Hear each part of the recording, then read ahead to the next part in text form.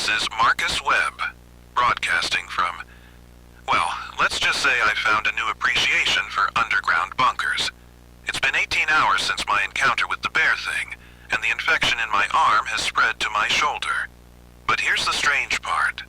I'm starting to feel more connected to this network of enhanced creatures than I ever did to my old life as an emergency coordinator. For those just tuning in, I'm Marcus Webb, former emergency services veteran. Current member of what I'm learning is a growing resistance movement against Meridian BioSystems. I've been documenting their illegal bioweapon testing in the New Jersey Pine Barrens, where they're using enhanced wildlife and viral infections to create hybrid human-machine consciousness networks. My financial situation has gotten worse. I'm down to about $3,000 in cash, and my left hand has developed a permanent tremor that makes operating my equipment difficult. But the infection has given me something unexpected. I can sense the enhanced creatures across a much wider area now. It's like having a biological radar system tuned to Meridian's frequency signatures. Dr. Elena Rodriguez made contact again this morning through encrypted radio. She's a former Meridian logistics expert who quit after something called the Congoland incident. Another one of their bioweapon testing sites that apparently went sideways. She's been coordinating with other survivors and defectors, building what she calls Sarah Chen's Dead Man's Switch Network. Marcus, her voice crackled through the static. I've been analyzing the data you transmitted yesterday.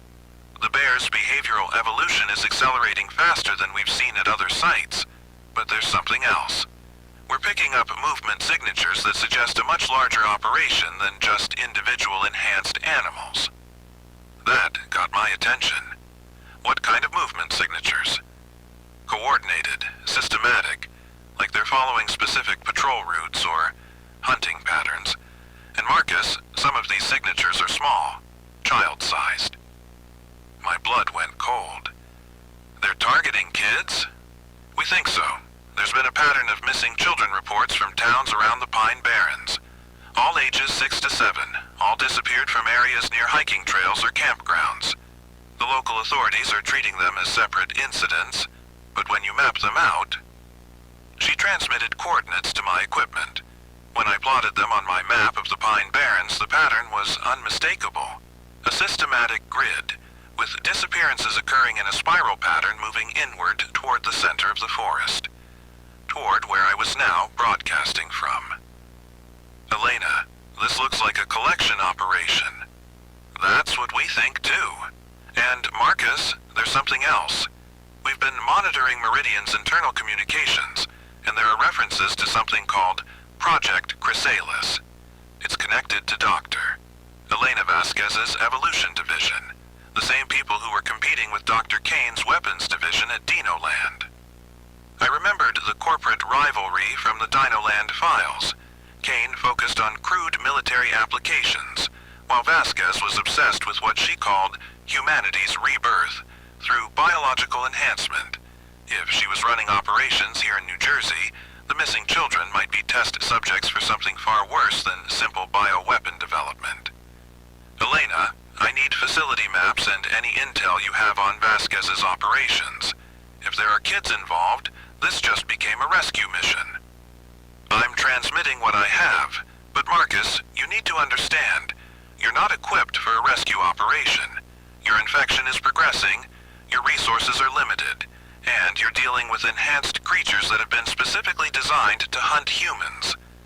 She was right, but I couldn't just sit here broadcasting while children were being collected like specimens.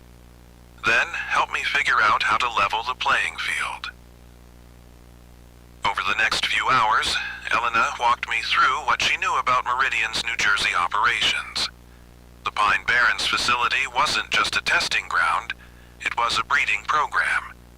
Vasquez's division was using enhanced creatures to collect children who showed immunity to the neural control virus, then studying their resistance mechanisms. The immune children are rare, Elena explained. Maybe 1 in 1,000.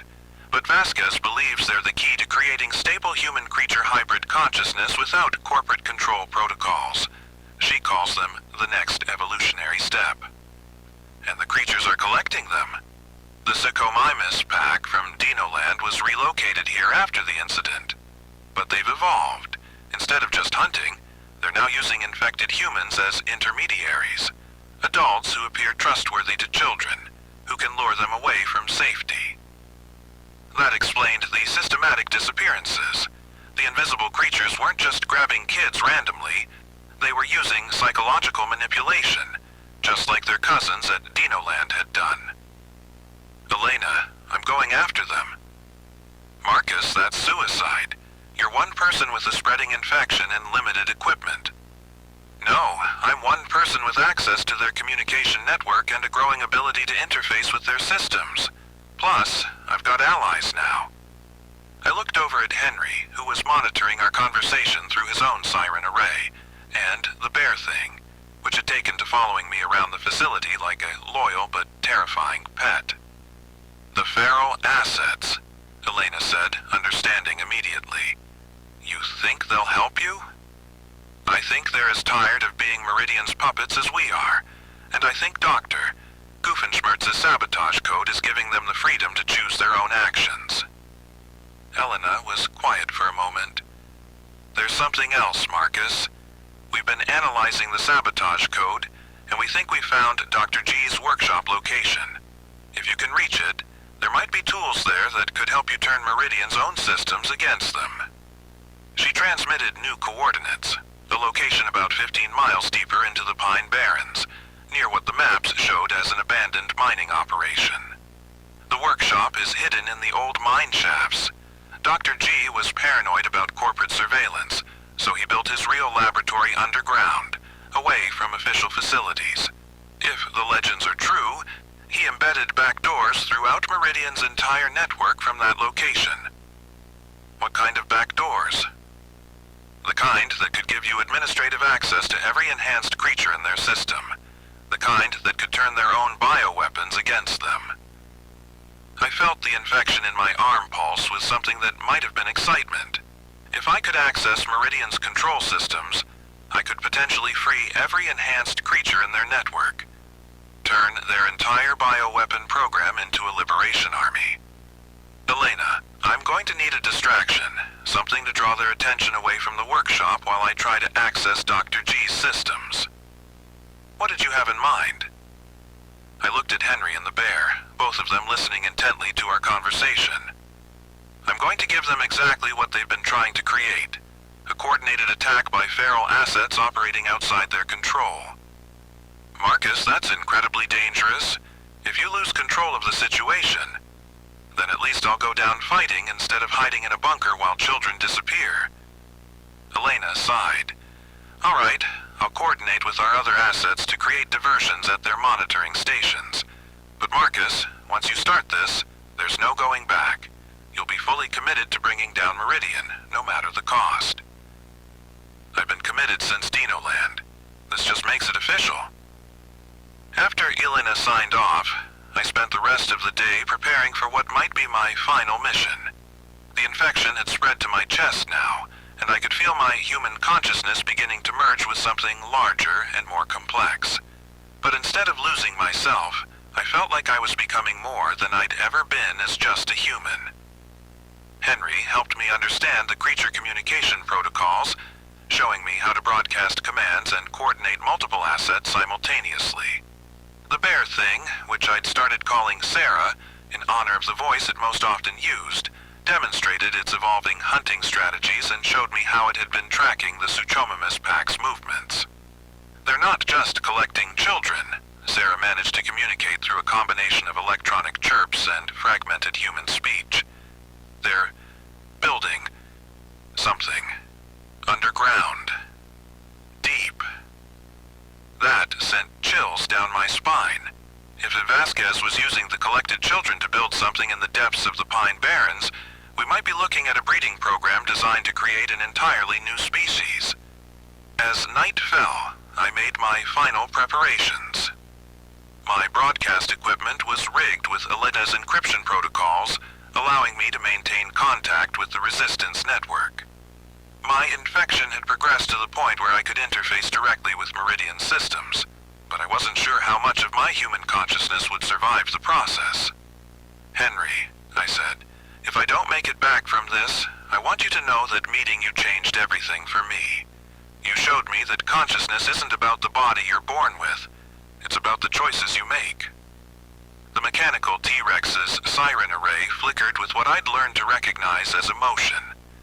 "Marcus, you showed me that being a monster isn't about what you were designed to do.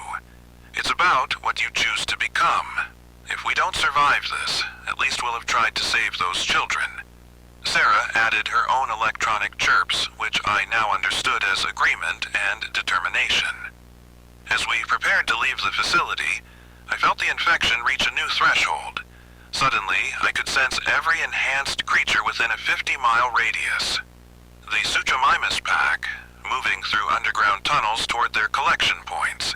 Infected humans, coordinating with the creatures to identify and isolate target children. And something else. Something massive and ancient, sleeping deep beneath the Pine Barrens, waiting to be awakened. "Elena," I broadcast on our encrypted frequency, "I'm picking up something big on the creature network. Something that's been dormant but is starting to respond to the increased activity." "Marcus, get out of there. Whatever you're sensing, it's not part of the current operation. That's something older, something that was there before Meridian built their facilities." But it was too late. The ancient presence had noticed my intrusion into the network. I felt its attention turn toward me like a searchlight, and suddenly I understood what Vasquez was really trying to accomplish. She wasn't just creating hybrid consciousness, she was trying to wake up something that had been sleeping in the fossil beds beneath New Jersey for millions of years. "Elena, they're not just collecting immune children. They're using them as a power source. Their neural energy is being channeled into something underground, something that predates human civilization." "Marcus, you need to abort the mission. If you're right about what they're doing, this is beyond anything we can handle." But I was already moving, Henry and Sarah flanking me as we headed deeper into the Pine Barrens. The children were out there, and whatever Vasquez was planning to do with them, I couldn't let it happen. "Elena, keep monitoring our frequency. If we don't check in within 6 hours, assume we've been compromised and warn the other resistance cells. And, Elena, if something ancient wakes up in New Jersey, make sure the world knows it wasn't an accident." This is Marcus Webb, signing off from the New Jersey Pine Barrens. My infection is accelerating. My humanity is evolving. And I'm about to attempt something that will either save those children or doom us all. The monsters are real. The corporate sponsors created them. And now we're all becoming something new together. Stay safe out there. The revolution is spreading, one infected mind at a time.